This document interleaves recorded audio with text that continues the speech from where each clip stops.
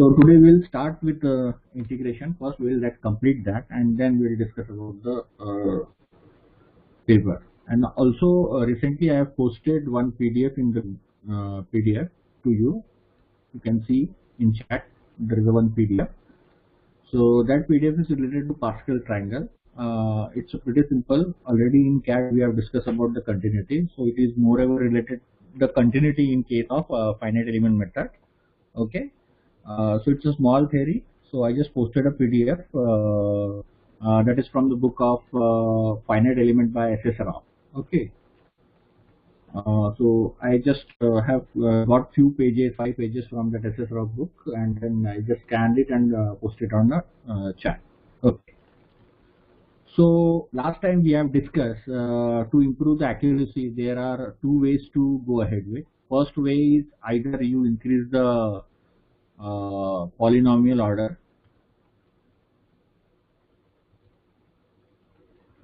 Okay. So in integration, if you increase the polynomial order, then in a lesser step you could get a higher accuracy. But you have also a way to decrease the step size and increase the accuracy. Okay, and that is applied also in case of meshing techniques, H method and P method that we have discussed.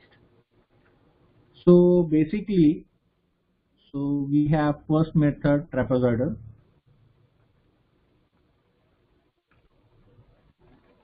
For integration I am talking about, because today's topic is related to integration. Okay, and the second method is Simpson's 1/3 rule, and the third method is Simpson's 3/8 rule. Okay, so let's consider the trapezoidal case. Same could be also considered for the 1/3 and 3/8. So maybe this is what is the curve. Okay, so if this is my step size for this curve, then the area of trapezium is this. Okay, so this is trapezium and therefore it is called as trapezoidal method, and this much amount is nothing but the error, and of course this is x-axis and this is f of x, which we want to integrate actually over the limit of x1 to x2, which gives me area under this curve. And the other way,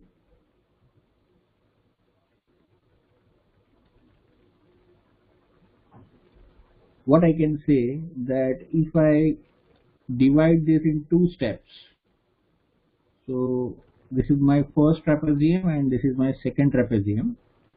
So I have area A1, I have area A2. Here only one area I am getting, which is within the integration, and here in this is two area. So area equal to A1 plus A2, and this is what is my H. And here in this case this belongs at H. So I can clearly see if I decrease the H, my accuracy is going to get increased. So in case of finite element method,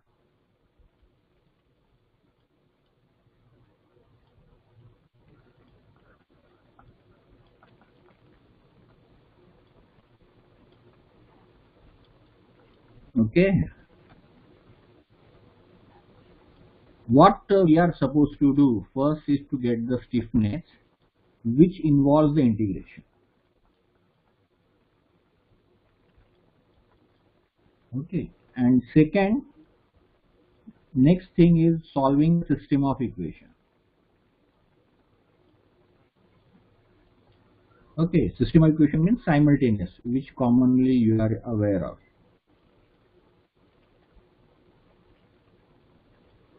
Okay, so as you know, in case of Gauss, elimination method. Okay, we wrote a program for this using partial pivoting. Okay, now what is pivoting?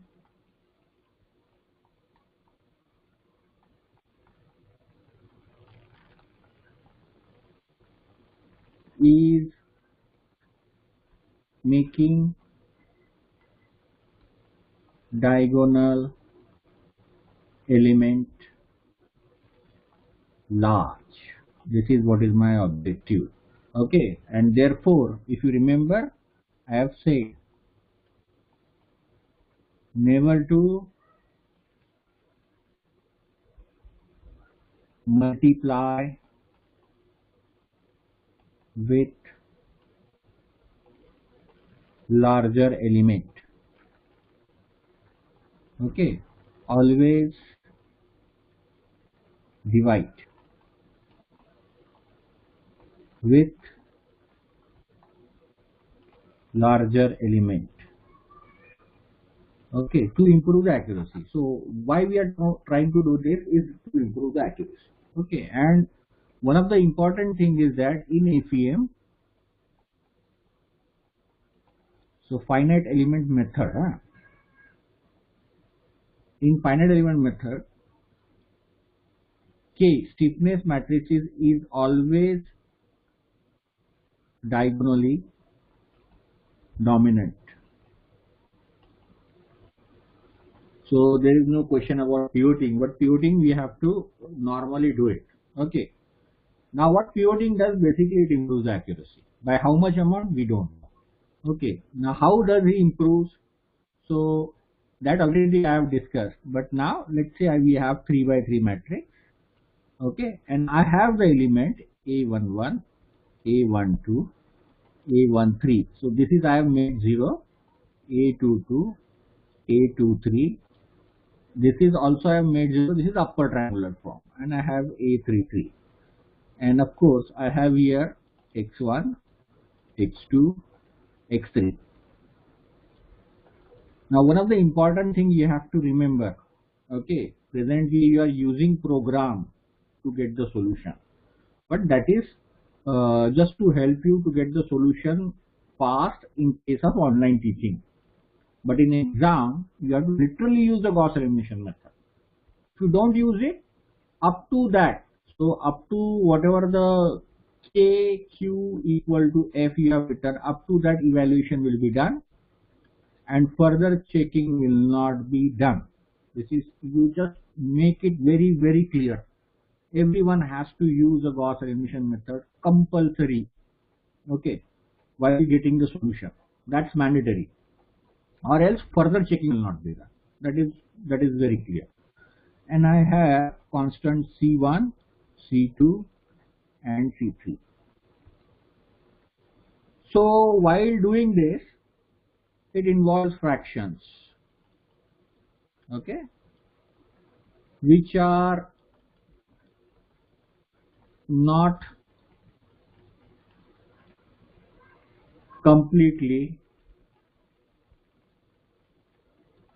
divisible by other. Okay, for example 11 by 7, so maybe such factor might be involved. Okay, or maybe 5 by 3, such factors are there which is not completely divisible. 8 by 9. Okay, so that creates a problem. So what you do, okay, you take some digits, okay, so which causes error. Then secondly, while solving or while doing in computer, okay, it takes 4 digits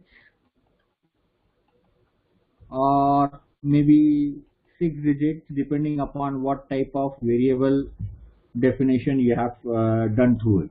Okay, so because of this lack of taking full number of digits, maybe 32, 33 or whatever it may be, larger number of digits, and the number which is not completely divisible by this, it is going to cause the error.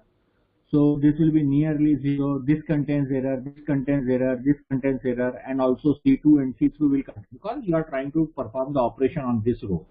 So each and every element will contain slight error because of the some amount of error remains.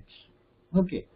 So what I can see, let's consider A33. I am not considering the error in this fraction, okay, presently, and I can say this C3 value. So this C3 value I write in this way: sum plus error. Okay, A33 into X3. A33 into X3 equal to sum plus error, and this factor is nothing but my C3 because it has the actual value as well as it contains the error. Okay. Now try to see that if A33 is small, okay, so how I am going to get X3 equal to sum upon A33 plus error upon X3. So in this way, no, error upon A33, sorry, not X3, error upon A33. This is the way I am going to get X3. Now if A33 is small, so if this A33 is small, okay, if it is less than 1, then this error is going to get increased. This factor is going to become larger and X3 will contain more error. If it is small, then error still will increase for small A33. But if I make A33 large, okay, so what happens here in this case? My error divided by large value,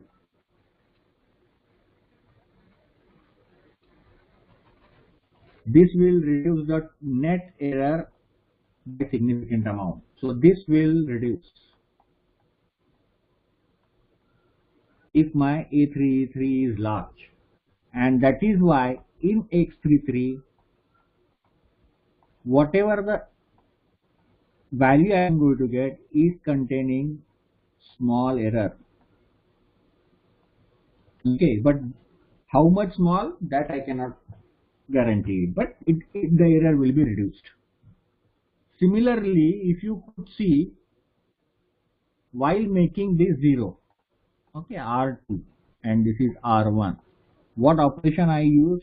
R2 will change to R2 minus, okay, that will be, so this factor is A21, so A21 divided by A11 into R1. So if I do this operation, then this is going to change to 0. Now if I look carefully, okay, if A21 is larger and this R1 contains error and A11 is smaller, so this factor is large, then what happens actually? So large will be multiplied. So R1 contains error, so R1 is actually R1 plus error. So this large will increase the error. But now if A21 by A11 is small, why? Because my A11 is large. Then what actually happens? The small is going to get multiplied with R1 plus error. So my small is going to reduce the error. Okay, and that is why this diagonal element I would like to have a maximum, and pivoting is done. So fortunately in case of APM, it is already pivoted. But by how much amount?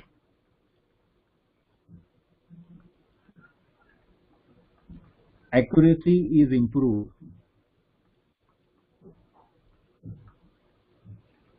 is not known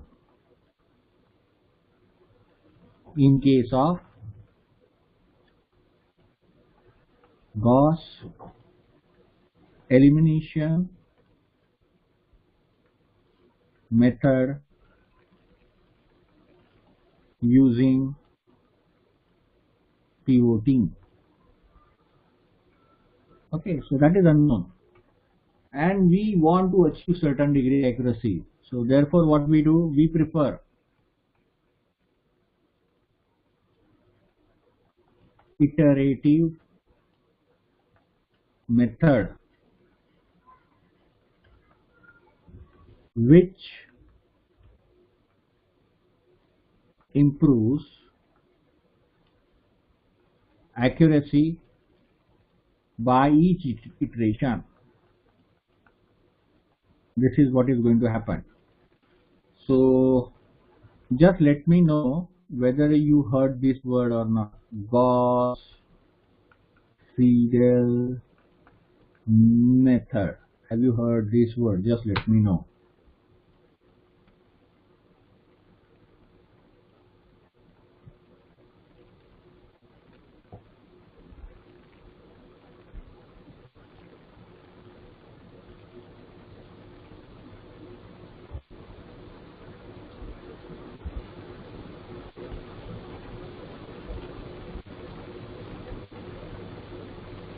So I just got a mix up. You can type Gauss if you heard this. Okay.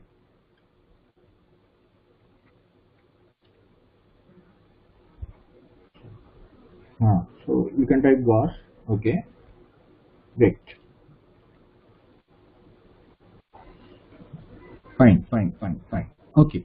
So it is the iterative method. So basically what you do, you calculate x1, you calculate x2, and you calculate x3, and you go iteration wise, and finally what you see, there is an improvement in accuracy. Okay, that's what this is. This is one of them. There is a other methods also, Jacobi iterative method. Okay, so everyone say Gauss Seidel is faster. Yes, because it uses a recent value by this. So recent value means, I just tell you, because I just came across of multi-threading concept recently. Okay, by my project student. So I would like to tell you that something which really happens to be fast in single thread, okay, cannot be scaled to a multi-thread problem. Yes, if you are using a single thread application.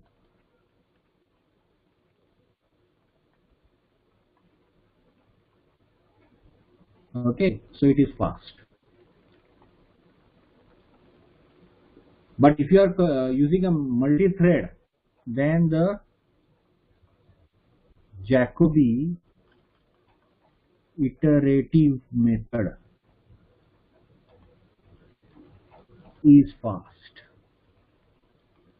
Okay, so let us say I just write x1 equal to some equation in terms of x2 and x3. This is what is the thing is there which you solve, and then you write x2 equal to some equation in terms of x1 and x3, and you write x3 equal to some equation in form of x1 and x2. Okay, you assume certain value of x1 initially. Let us say x1 equal to 0, x2 equal to 0, and x3 equal to 0, and then what you do, you find out the value. So you write x1, x2, x3. So how do you calculate x1? By putting this initially 0, you get some value. I call it as a a1, and then you use the second equation, you get the value of b1 as x2. Then you use third equation, and then you get the value of c1. So then a2, b2, c2, in this way you process. Now while doing it, you always use recent value of x1. So that means whatever the x1 you got from this here a1, so that this is a1 what you got. that you use in calculating x2. Okay, so that meaning is that I cannot calculate x2 unless and until new value of x1 is available to me. I cannot do it. So now x1 I got, x2 I got, so I cannot calculate x3 unless and until previous two equation has calculated x1 and x2 value, and then only I can get the x3. So what happens? This becomes a sequential. So it is a one single threaded application. But in case of Jacobi iterative method, all past value has to be used. That means initially all value will be 0. So I'll put 0, x2 0, x3 0 in this equation, and I will get a1. Then in this equation, second equation also I will put x1 0, x2 0. Okay, and I will get b1. In third equation, I will use x1 0, x2 0 again, and I will get c1. Okay. Now how do I perform next iteration? If I want to find out a2, how do I find out? I put b1 and c1 in this equation and will get the a2. How do I get b2? From this I will put a2 and a1, not a2, a1 and c1 to get the b2. And how I get the c2 here in this case? I will put value of a1 and b1 to get the c2. So what it's suggesting that I am always using a past value. I am not using a recent value. That means calculation of x1, calculation of x2 and calculation of x3 is independent. So I can say this is my one thread, this is other thread, and this is third thread. So I can take the three core and solve it parallelly because they are using all past values, not the current values. So they can independently sort. So I can launch the multi-3 core thread program and we can run it. And it found that the Jacobi iterative is to be superior or faster than the Gauss-Seidel method in case of multi-threaded applications. And that is why the ANSYS is using Jacobi iterative, not the Gauss-Seidel. So normally when you study which is faster, you will say Gauss-Seidel, not Jacobi iterative. But that's for single thread application. So what I want to suggest here in this case, that in case of FEM,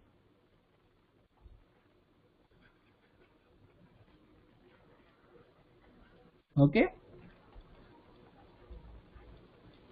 iterative methods are used.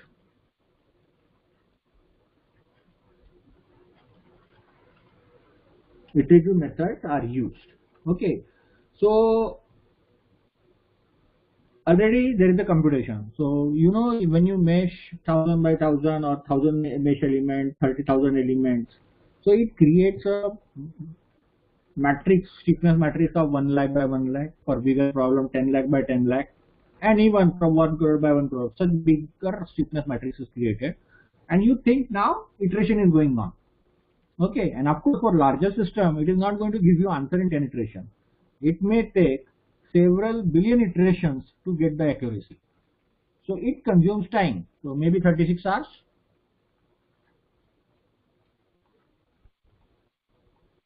This is what is my computation time on the fastest computer whatever I have available. Okay, so it's a lot of time. Okay, now I move back to the integration. Now here my trouble is, to get the integration I have to also go in more number of division. Okay, because to get the k I need to go for integration. Okay, and that means h I have to reduce small, which is itself is the iterative process.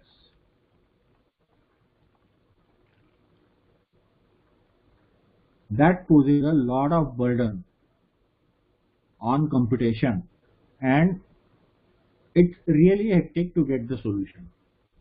So to overcome this problem,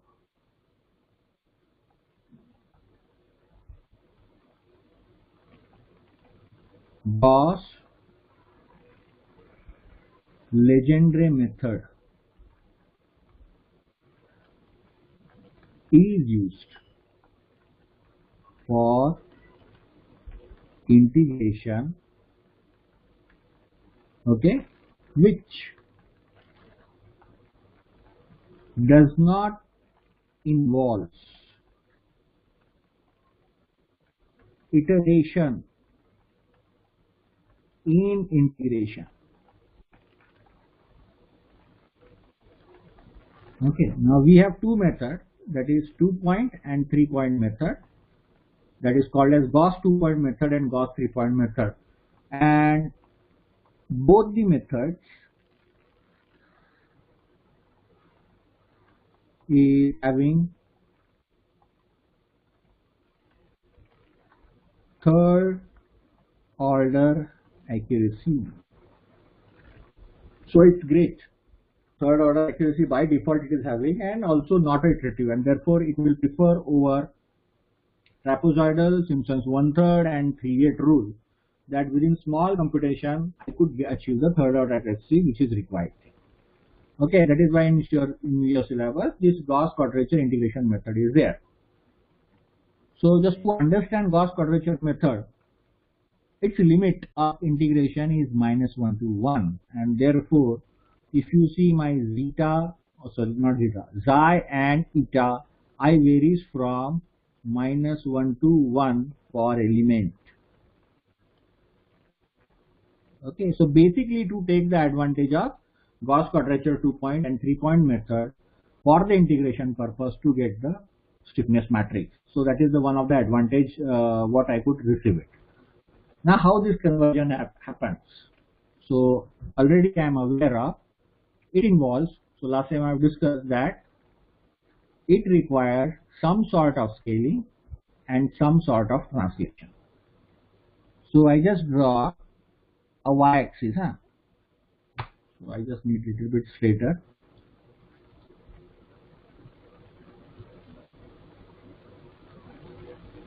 Okay, I am not drawing x-axis because it will merge the x-axis, because I am talking about only one-dimensional element now. Okay,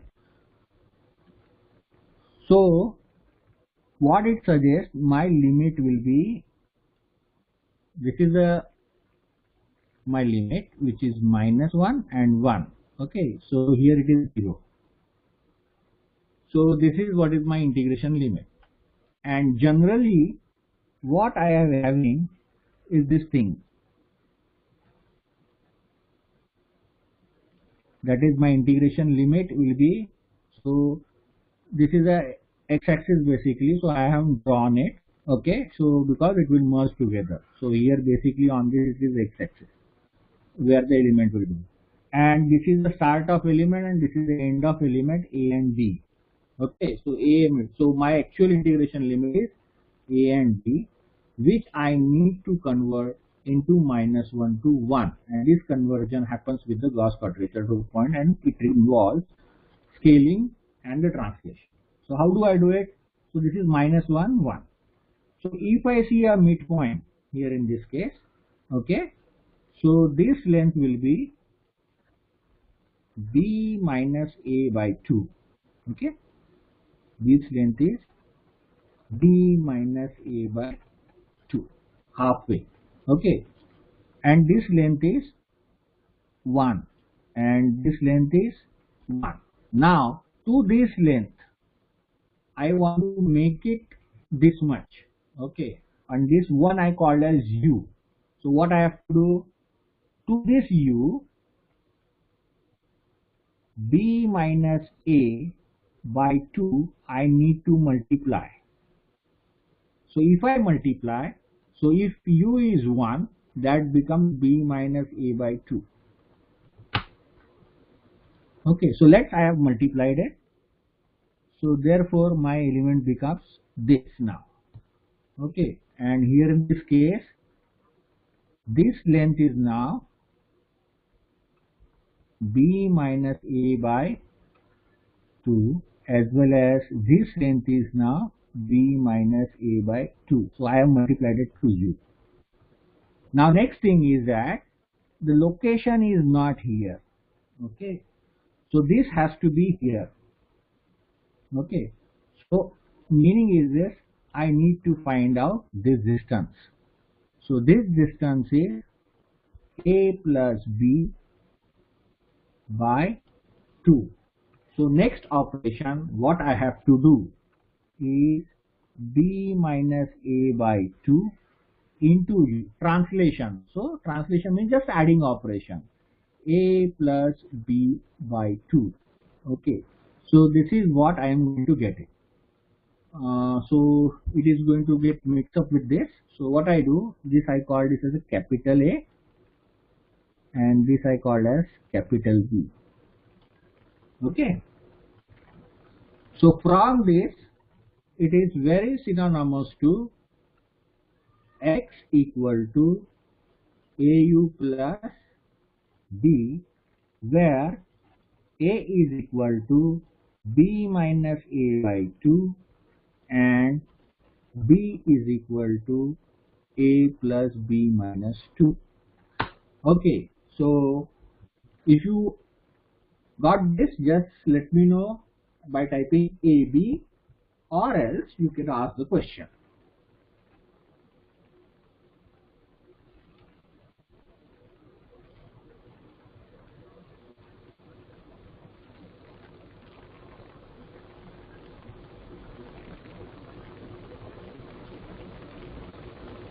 Okay, fair enough. So one example I will take it. Okay. So let's take a simple example. I want to integrate x cube dx over the limit of, let us say, 1 to 3. Okay. So I do manual integration. So this will be x raised to power 4 by 4 within the limit of 1 to 3. Okay. So could you, anyone of you, let me know this value, please?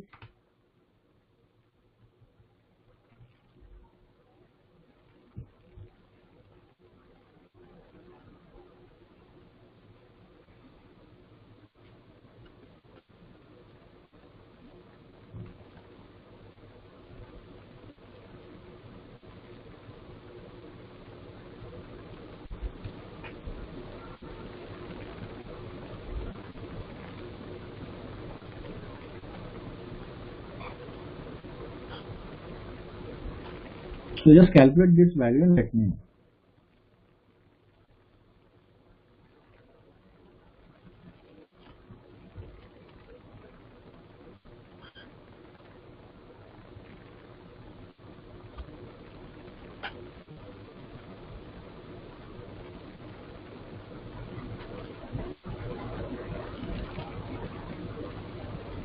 Okay. So I am getting a value of 20. Great. Okay. So I just leave this page as it is. I'll start with new. So integration 1 to 3 x cube dx. This I can write as integration of 1 to 3 f of x dx. Now this I want to convert into -1 to 1 f of u du. So to take the advantage of 2-point and 3-point method. Okay. So how do I do it? X equal to AU plus B. Okay. So here in this case, A is equal to 3 minus 1 by 2. So that comes around 1. Okay. Whereas B equal to 3 plus 1 by 2. That comes around 2. So therefore my X becomes U plus 2. Okay. And now my integration, this integration f of x. So here also I can calculate dx equal to du. Okay. So if I differentiate it, I get dx equal to du. So if I do that, f of u I have to do it now. Okay. So my f of x is this. Okay. And therefore, and to convert this, I need to replace this x equal to this one. So my equation is x cubed. Therefore, it becomes u plus 2. So I am replacing x with this parameter cube and dx with this parameter du, and limit will be -1 to 1. You can verify. So if x equal to 1, okay, so u becomes -1. if x equal to 2, okay, so 2 to get can x equal to 3, not 2, x equal to 3, okay, and u plus 2, so u becomes 1. So you could see u varies from -1 to 1. So you can just put it x equal to 1, you will get u equal to -1, x equal to 3, you will get u equal to 1. So -1 to 1, this limit has been changed. Okay, so this is how the conversion happens. So the solution of this is f of 1 by root 3,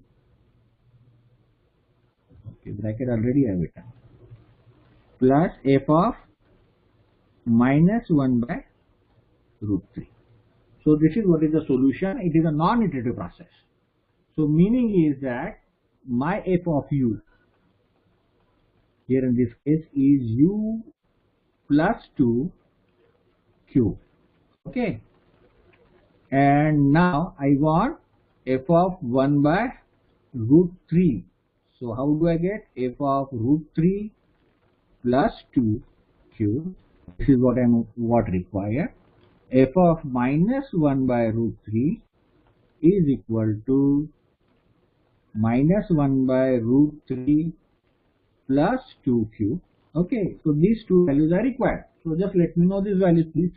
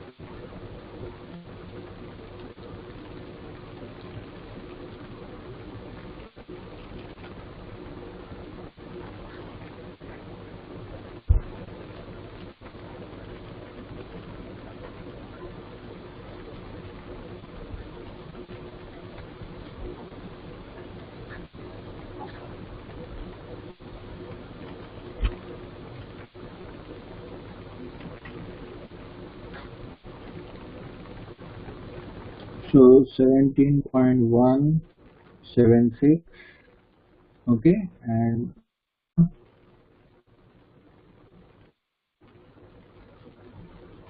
2.8 something 7. Okay, what are the further values you have?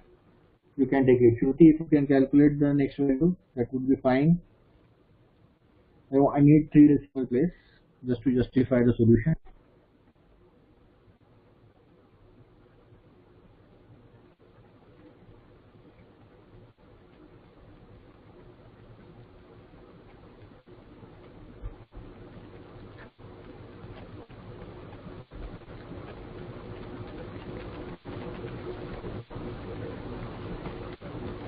Anybody could give me third decimal of this last value?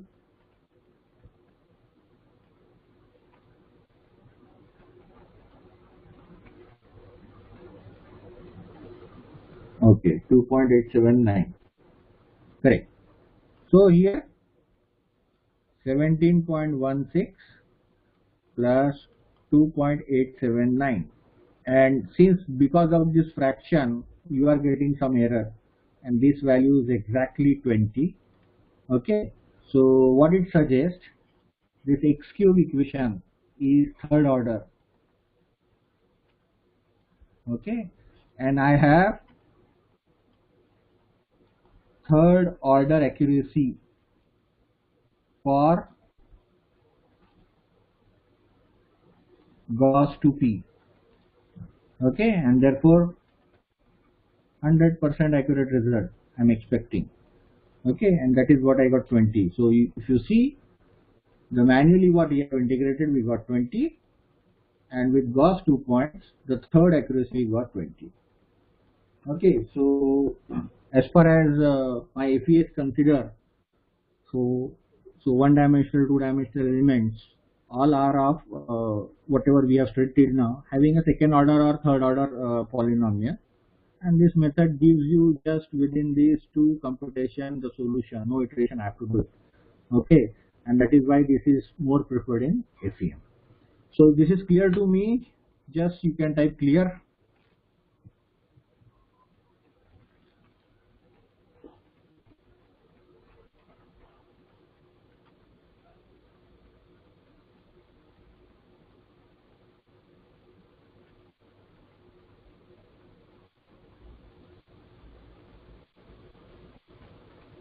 Okay, great. So